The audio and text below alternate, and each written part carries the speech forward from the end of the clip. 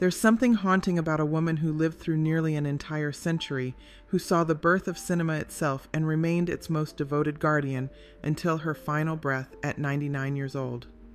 Lillian Gish never married, never had children, and by her own admission, never really learned how to play. Work was her life, first out of desperate poverty, then because it was simply all she knew. She called the legendary director D.W. Griffith Mr. Griffith until the day she died, even though many suspected they shared something far more intimate.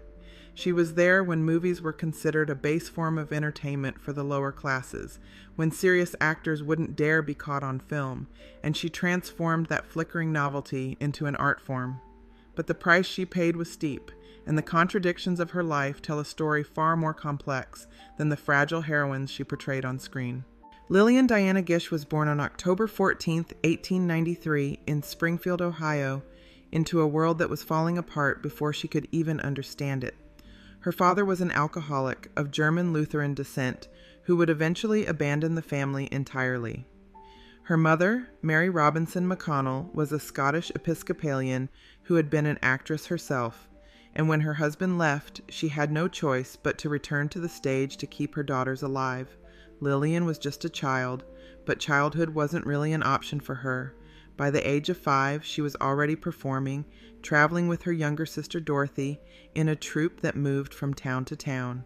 They lived with relatives when they could. In East St. Louis, Illinois, they stayed with their aunt and uncle and helped their mother run the majestic candy kitchen, selling popcorn and candy to theater patrons next door. The girls attended St. Henry's School and acted in school plays, but there was always an undercurrent of instability, always the sense that everything could collapse at any moment. When Lillian was 17, she traveled alone to Shawnee, Oklahoma, because her father was dying in an insane asylum.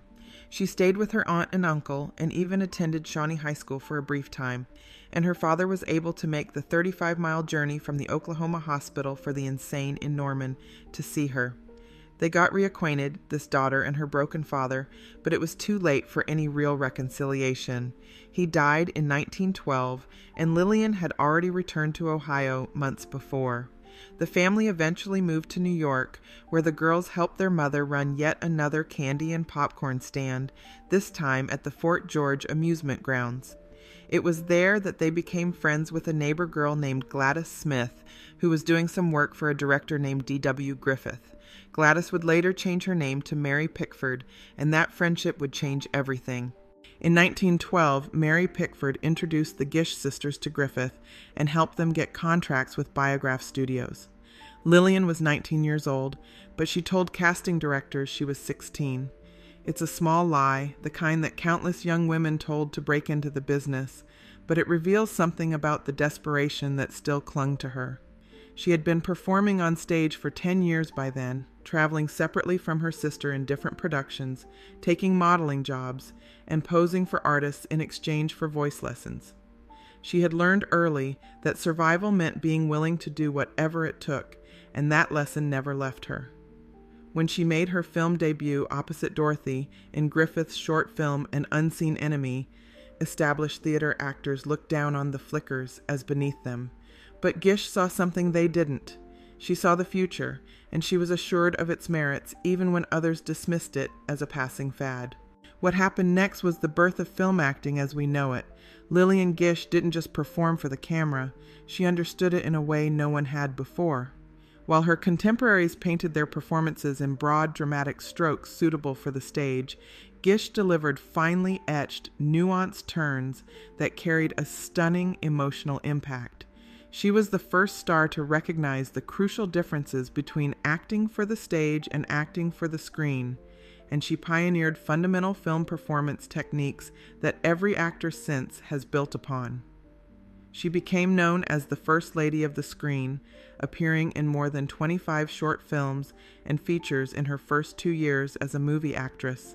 But the cost of that artistry was brutal, and Gish took suffering for her art to extremes that seem almost masochistic in retrospect. One of the most enduring images from her silent film years comes from the climax of Way Down East. where her character floats unconscious on an ice floe toward a raging waterfall, her long hair and hand trailing in the water.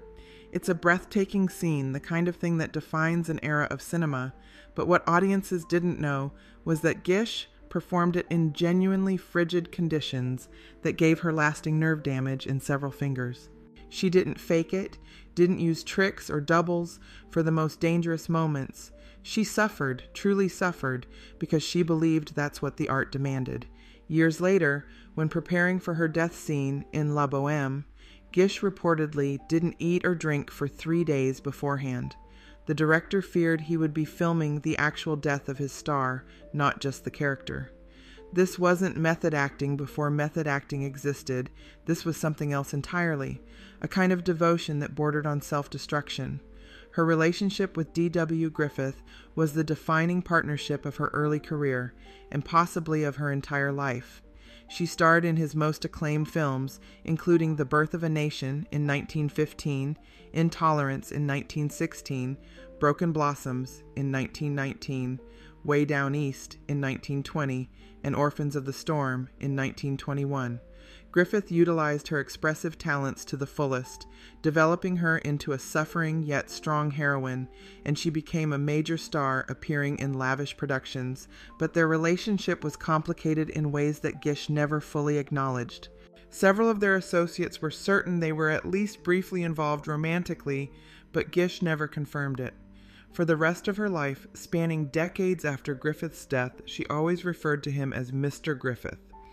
That formality, that distance, suggests either a profound respect or perhaps something more painful, a boundary she needed to maintain to protect herself or his memory or both.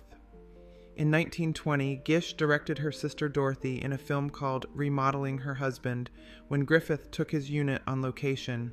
He told her he thought the crew would work harder for a girl, and she took on the challenge. But she never directed again, telling reporters at the time that directing was a man's job. The film is now thought to be lost, which feels somehow appropriate, this single attempt at stepping behind the camera erased from history. It's one of the many contradictions in Gish's life, this woman who pioneered so much and fought to earn film recognition as a true art form, but who also accepted and even reinforced certain limitations placed on women in her industry. By 1925, Gish reluctantly ended her work with Griffith to take an offer from the recently formed MGM, which gave her more creative control. They offered her a contract for 6 films at $1 million, an astronomical sum equivalent to about $17.8 million today. But Gish turned down the money. She requested a more modest wage and a percentage instead, so the studio could use the funds to increase the quality of her films, hiring the best actors and screenwriters. It's a stunning gesture, the kind of thing that reveals her priorities.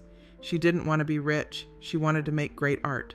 3 films with MGM gave her near total creative control: La Bohème, The Scarlet Letter, both in 1926, and The Wind in 1928. The Wind, directed by Victor Sjöström, was Gish's favorite film of her MGM career. It was a commercial failure with the rise of talkies, but it's now recognized as a classic of the silent period. Gish and Sjöström formed a deep connection during its making. Her biographer, Edward Wagenknecht, wrote that, like Gish herself, Sjöström was a great human being as well as a great artist, and each instantly perceived kinship in the other and drew upon their own and each other's deepest resources. They remained close friends until Sjöström's death. But by the late silent era, Greta Garbo had surpassed Gish as MGM's leading lady, and her contract ended in 1928. The world was changing, and Gish's brand of wholesome, innocent heroines was falling out of fashion. When talkies arrived, her debut in sound films was only moderately successful, largely due to the public's changing attitudes. The ingenue was out, the vamp was in, and Gish was increasingly seen as what fellow actress Louise Brooks sarcastically called a silly, sexless antique.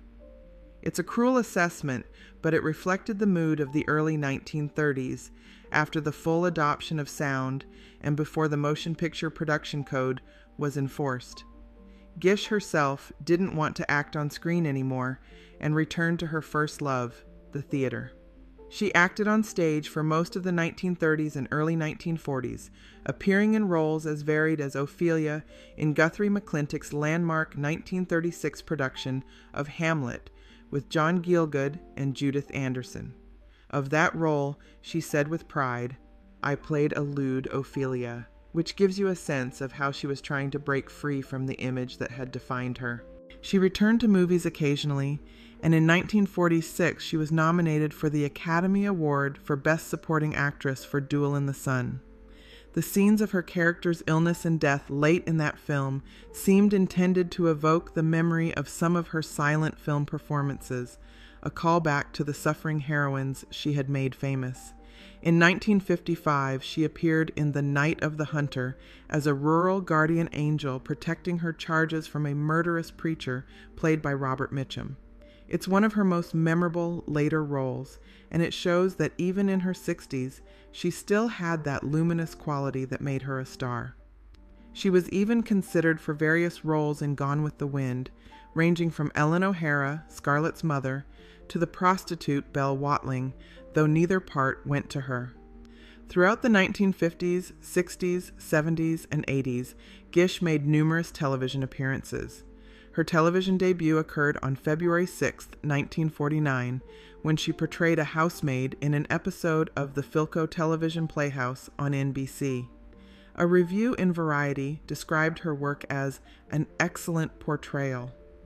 Her most acclaimed television work was starring in the original production of The Trip to Bountiful in 1953.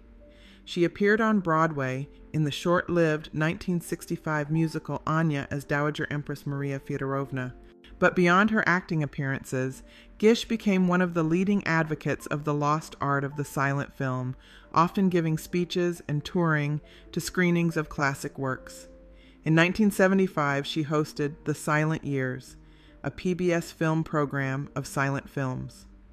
She was a guardian of cinema history, determined that the art form she had helped create wouldn't be forgotten. The honors came steadily in her later years. She received a Special Academy Award in 1971 for superlative artistry and for distinguished contribution to the progress of motion pictures.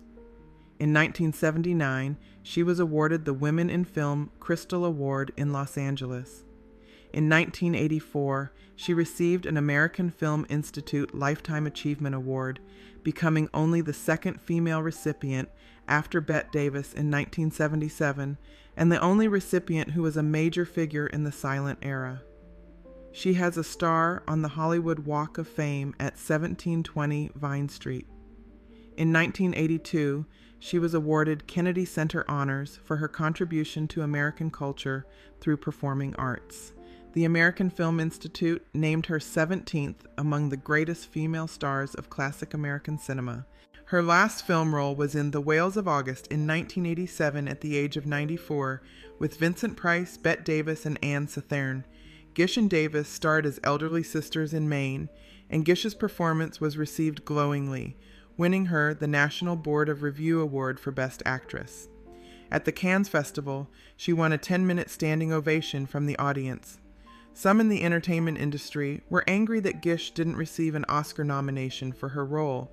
Gish was more complacent, only remarking, "Well, now I won't have to go and lose to Cher." It's a funny line, but there's something sad about it too, this acknowledgement that even after 75 years in the business, she still wasn't quite what Hollywood wanted. Her final professional appearance was a cameo on the 1988 studio recording of Jerome Kern's Showboat, in which she affectingly spoke the few lines of the old lady on the levee in the final scene. The last words of her long career were simply, "Good night." But who was Lillian Gish when the camera stopped rolling? She never married, never had children, and the reasons why remain somewhat mysterious.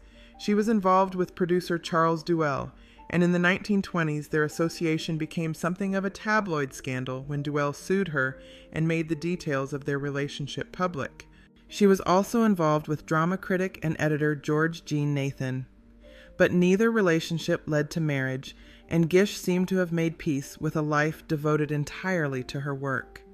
She maintained a close relationship with her sister Dorothy and with Mary Pickford for her entire life. Another of her closest friends was actress Helen Hayes, the First Lady of the American Theater. Gish was the godmother of Hayes's son, James MacArthur, and designated Hayes as a beneficiary of her estate. Hayes survived Gish by just 18 days, as if she couldn't bear to be in a world without her friend. Gish was a devout Episcopalian and a staunch Republican. She was friendly with Dwight D. Eisenhower and his wife Mamie, supported Richard Nixon in his failed 1960 presidential run, and was friends with Ronald Reagan. During Reagan's presidency, Gish wrote in a letter to Nancy Reagan, "Every time you and Ronnie open your mouths, you echo my thoughts."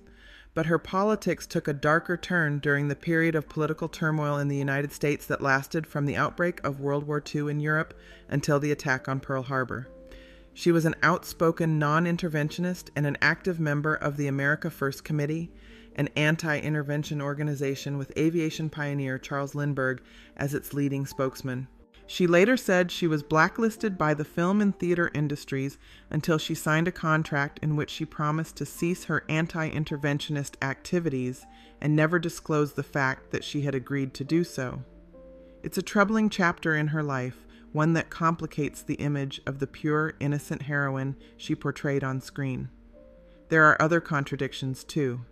Gish became a vegetarian in her childhood through the influence of her aunt and could not bear the thought of killing animals. Her vegetarianism became well known in 1925 when she was seen nibbling on a raw carrot in federal court. Newspaper photographs of her eating in court caused a carrot-eating fad across the United States.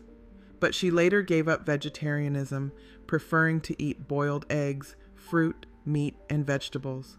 Even her dietary choices seemed to shift with the times, as if she was always trying to find the right way to exist in a world that kept changing around her. She was a survivor of the 1918 flu pandemic, having contracted the illness during the filming of Broken Blossoms, and perhaps that experience of nearly dying young shaped her determination to keep working, keep living, keep creating for as long as she possibly could. Gish died of heart failure on February 27, 1993, at the age of 99. She was cremated and her ashes were interred beside those of her sister Dorothy at St. Bartholomew's Episcopal Church in New York City.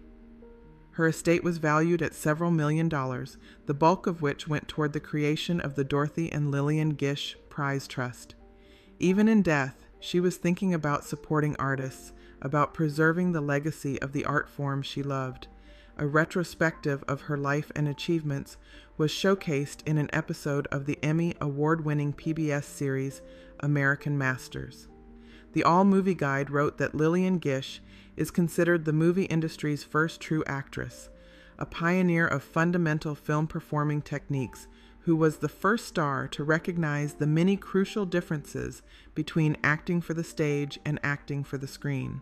While by no means the biggest or most popular actress of the silent era, she was the most gifted, her seeming waif-like frailty masking unparalleled reserves of physical and spiritual strength. Turner Classic Movies wrote that having pioneered screen acting from vaudeville entertainment into a form of artistic expression, actress Lillian Gish forged a new creative path at a time when more serious thespians regarded motion pictures as a rather base form of employment. Gish brought to her roles a sense of craft substantially different from that practiced by her theatrical colleagues, and in time, her sensitive performances elevated not only her stature as an actress, but also the reputation of movies themselves. But these assessments, while accurate, don't quite capture the full complexity of who she was. They don't capture the little girl selling popcorn in a candy store, the teenager lying about her age to get work, the woman who damaged her fingers in ice water for a scene, the artist who turned down $1 million to make better films, the friend who remained loyal until death, the political activist who made choices she later had to hide, the woman who called the love of her life Mr. Griffith until her dying day.